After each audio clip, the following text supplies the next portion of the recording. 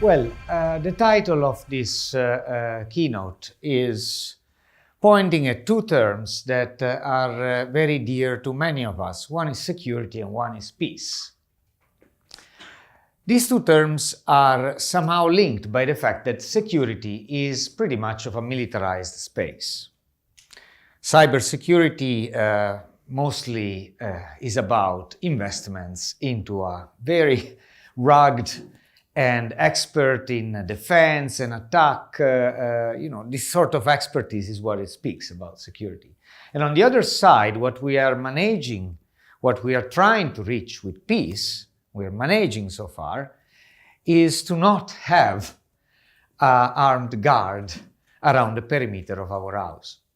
So the question is, how can we reach peace without militarizing the whole discussion? And this is what I'm trying to get, and also I think all the participants to this workshop got, because there was not a big mention of a watchdog, of a firewall, of a shield, of all these sort of things. Why that? Because briefly, our organization, based in Amsterdam, but very international, has always struggled for community development. And while our communities also include people that have experience of war zones and have also acted in defense environments, we really like to think of ourselves as a community empowerment organization that actually works along the Unix principles. Do one thing and do it well. So this gives you also another hint of our methodology of how we try to establish the control of the space we are talking about. And I think that the concept of control replies pretty well the question, like who is in control, who we wish is in control, the manufacturers, the building developers, the providers of the meters, or people that design new devices, and what is the liability. So the IoT is a situation that is depicted by this painting. It was on the Correspondent, the newspaper, where Dimitri Tosmekis a year or two ago reviewed the project DAOs and started with this scenario. Really, we are buying things that are looking at us, and they are a little bit spying. There are these little eyes, they're looking at us, and we don't know exactly how, and we don't even know anymore how many they are and how, with whom they speak. So this sort of situation puts us into a dimension of paranoia in the worst case. We are starting to mistrust the objects in our house. This is a deeply concerning issue, because the house should be the ultimate peace zone. It should be a place where we find peace. In the Netherlands, there is even a crime, huisvredeverbreuk, that if you break the peace of the house, literally. So how can we actually imagine a world in which we buy things we don't exactly trust? Yes, we have some sort of certifications going on. We have the DECRA, the CA, but are all these certifications catching up with the complexity, the enormous complexity and opportunities that we have in front? Within the framework of the European Commission, we lifted these questions, and we are running several projects, among them Decode, in which we are posing exactly this question. They are talking on our behalf, but with whom? And we are trying to actually put people back in control of their data, saying, okay, can you, at least by convention, take back your data? Can you actually produce a contract in which the company that has your data has to delete it? Mind you, we cannot be sure that something is deleted. It can be done by convention and by law. And the GDPR, the new General Data Regulation, in Europe actually provides this framework on a policy level and also applies it to company. The impact has been huge since May this year. I like now to make a digression, because the system that we have in front is namely an open system. It's an open system because within certain protocol, be it Wi-Fi, be it Zigbee, you can actually build a system, you can build a device You can use DAOs to build a device. DAOs works mostly on Wi-Fi and on the layer 2 ARP and DNS level. Basically, you can build anything to manage the network. And you can build anything to produce data for the network. And you can send it to anyone else you want in the world. Well, there existed a protocol that allows us to do this, that actually vehicled a lot of messages, and that is truly distributed. It was a federated protocol. You can still run a mail server at home and send and exchange information directly from it. It's called SMTP, Simple Mail Transport Protocol. Mail is still one of the most important communication protocols we use today. When we receive a serious message, fortunately for us, it's not coming on WhatsApp. Although there were some workers that were working for Foodora in Italy and protested because they were fired over WhatsApp. Well, this sort of important messages we fortunately receive in person, and most of the time emails are the most official things that we receive in our communication. But we all know there is a problem with email.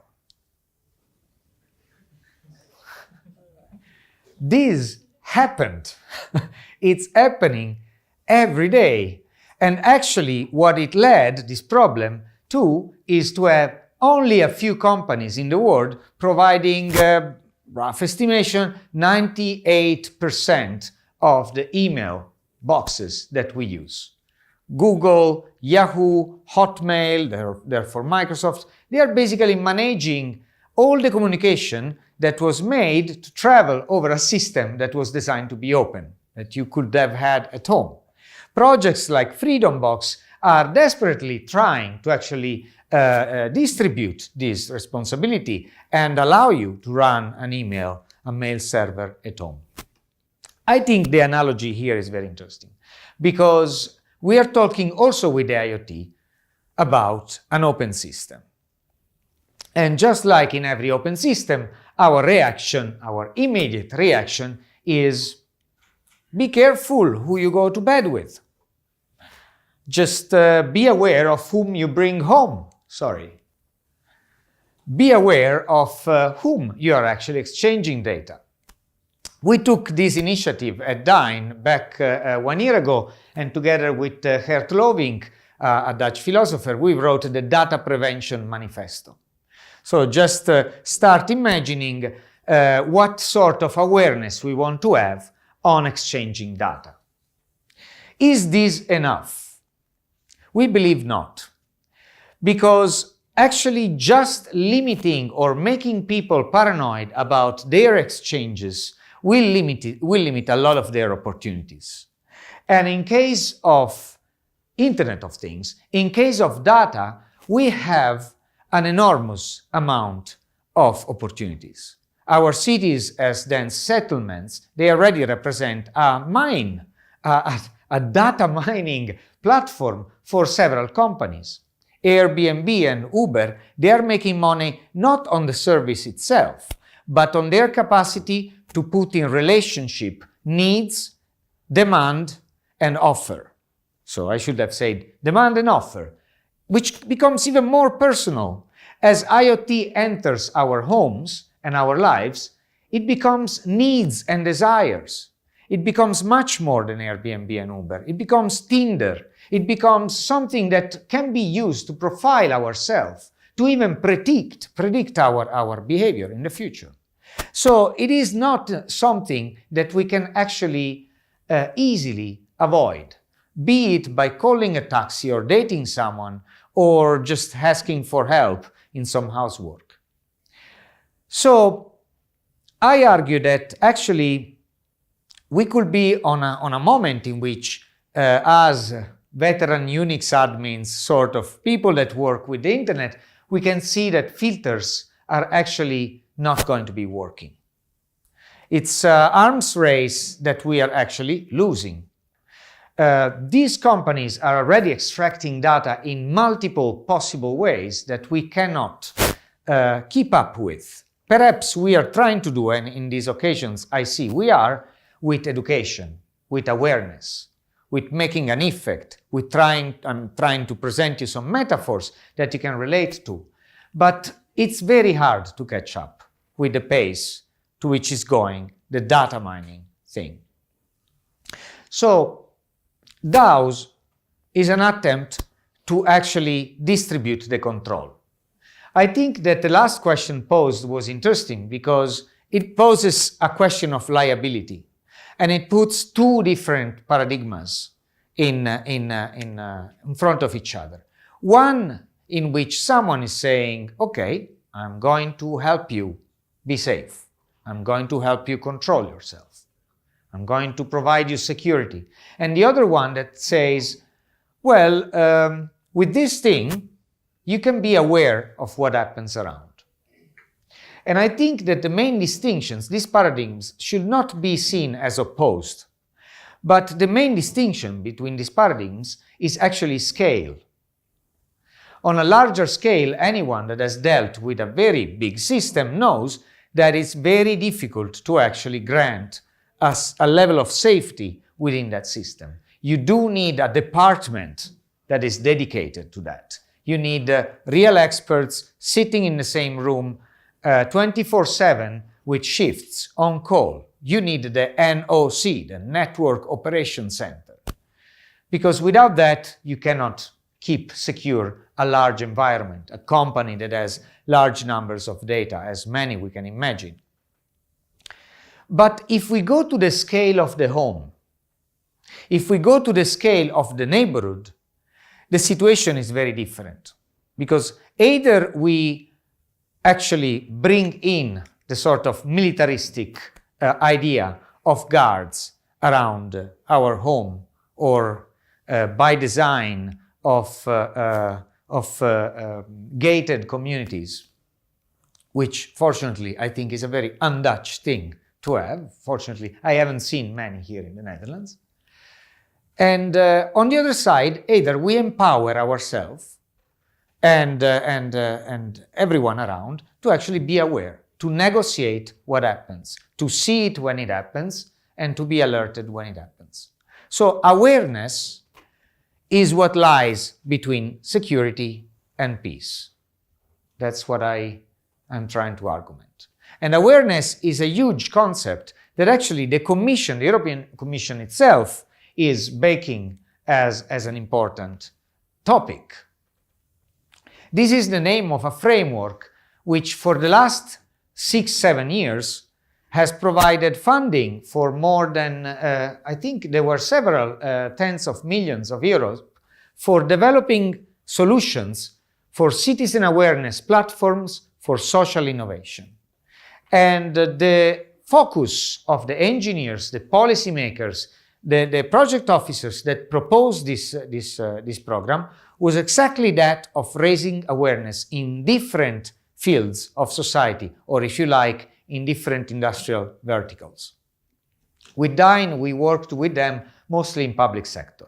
So we have observed how new technologies can actually help democratic participation, how people can start voting, or better, signing petitions on how procurements are done in their own neighborhood. We worked with the city of Barcelona on this, and I do know that the city of Amsterdam is planning to work on this. By now, the 75% of the procurements of the city of Barcelona are passing through a platform called Decidim. We decide together. 75% of the procurement of a city. I'm talking about several hundreds millions, because that's infrastructure and it deserves its own budgeting. So this is the sort of awareness that we are looking at. And I'll dare a second argument about really the two different scenarios, the two different way to think. One is awareness on a small case, one is protection on a bigger scale, but perhaps we can scale up awareness to a medium scale today. And this is perhaps the opportunity that data processing and more information flows are offering. The people that are working around Decidim in Barcelona, they meet in person, of course, but then they can also cryptographically sign all the petitions. Awareness could be an answer to many, many problems that we have in the arms race that we are facing. I like to put forward, at last, a question, which is really about design. It's really about a design approach that we can take, and people are taking, about the Internet of Things. Again, I hope you forgive me for putting forward a dichotomy. I'm not really into dichotomies, but it makes it simple. And perhaps there is a lot in between this dichotomy, as there is a lot in between security and peace. There are two ways that we could think of designing IoT devices. One is for machines to perceive us, which unfortunately is the narrative that I see on most smart city documents that I see today, be them in technology, be them in policy. How do you imagine the smart city to be? Well, most people end up talk about cameras that are more sophisticated, that can predict the movements of people in a square, that can actually read the situation, and they can help us. They can help us having a semaphore go green when it's needed, and so on and so forth.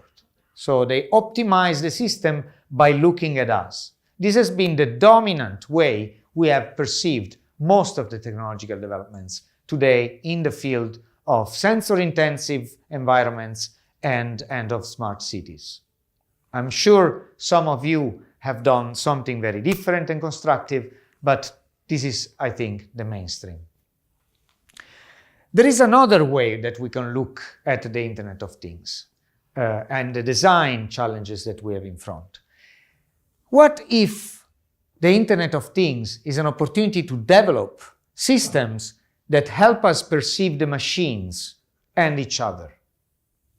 So not systems that are governed by an artificial intelligence, which, mind you, is very hard to interact with because it's deep learning.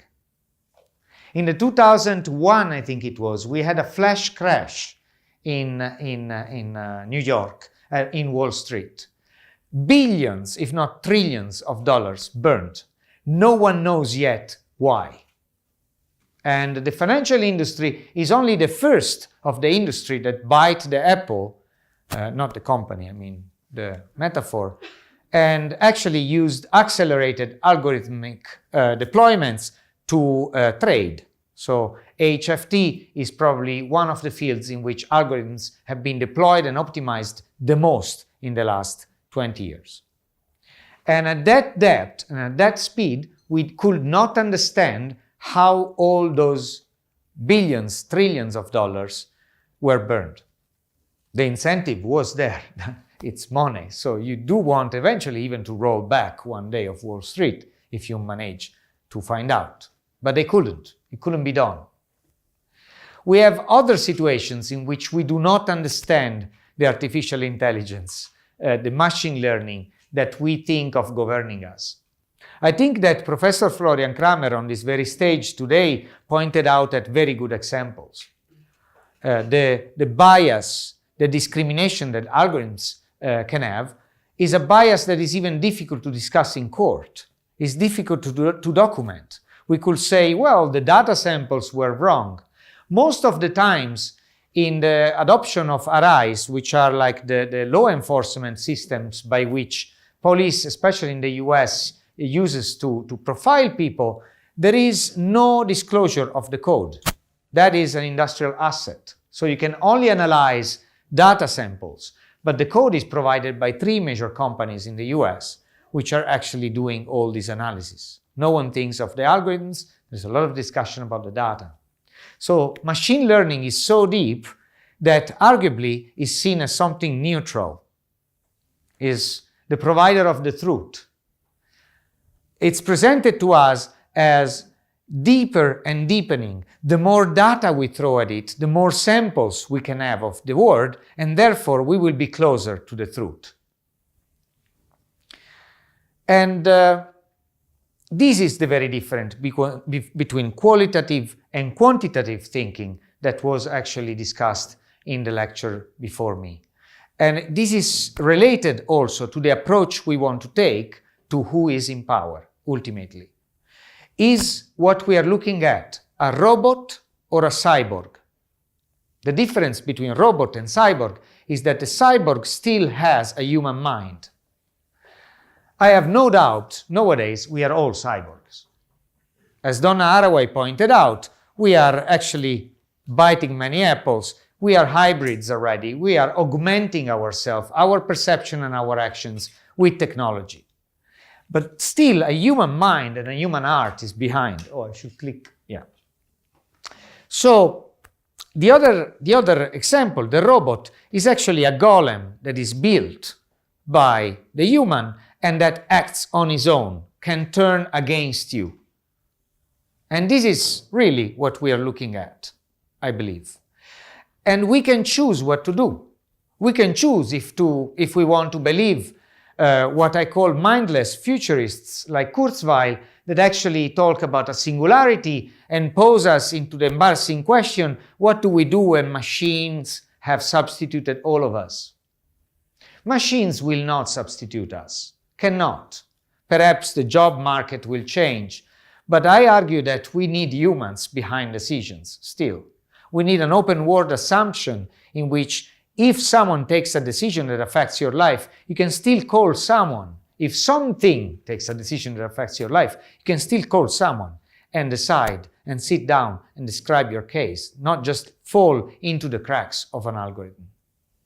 So it goes back to the design issue of what we want really to develop. Do we want to give so much data about ourselves to machines, hoping they give us an answer about our life? Or do we want to learn more about them and still be in charge? An apt title for this event, I believe.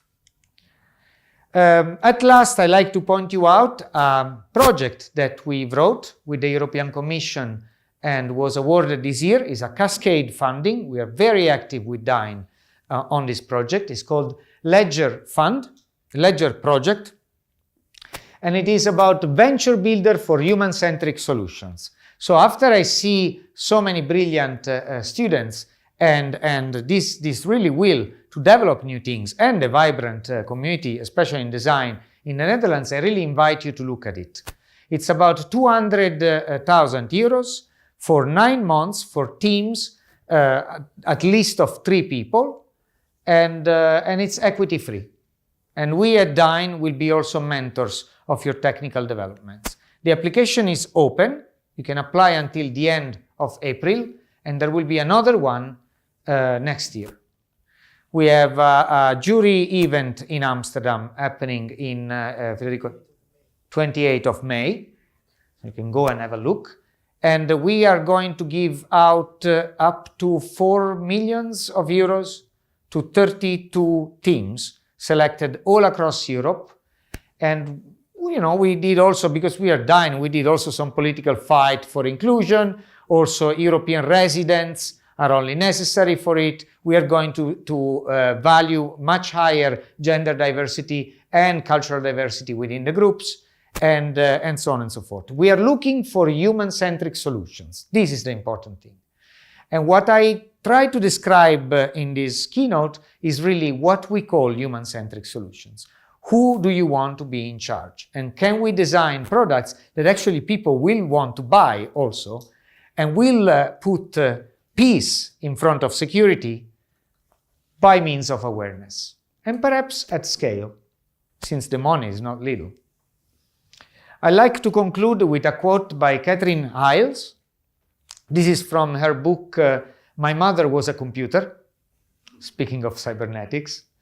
And it very well wraps up how do we interact and what is our interaction with machines. We cannot see it one way. So ultimately, it will be not us being in control of machine or machines making the life better or worse for us. We co-evolve together. And it is important to not follow, I believe, the visions of some people that are perhaps even nihilistic without knowing, that put humans out of the equation. We are here. Thank you.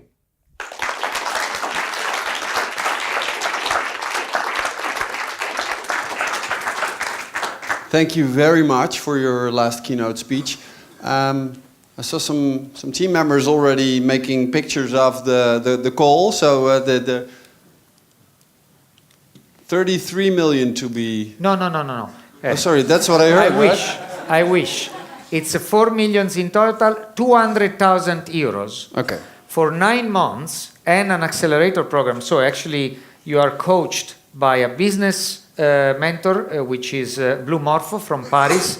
He's an accelerator, and us at Dynorg as a technical mentor. You have 9 months to be full-time, I would say, with your team. There is not the load of bureaucratic accounting that you have in a European project, because this is cascade funding. You can use the money at the best to reach a minimum viable product which is ready for the market at the end of these 9 months. Still sounds good, right? Yeah, but okay. Any questions after this talk? Don't hesitate.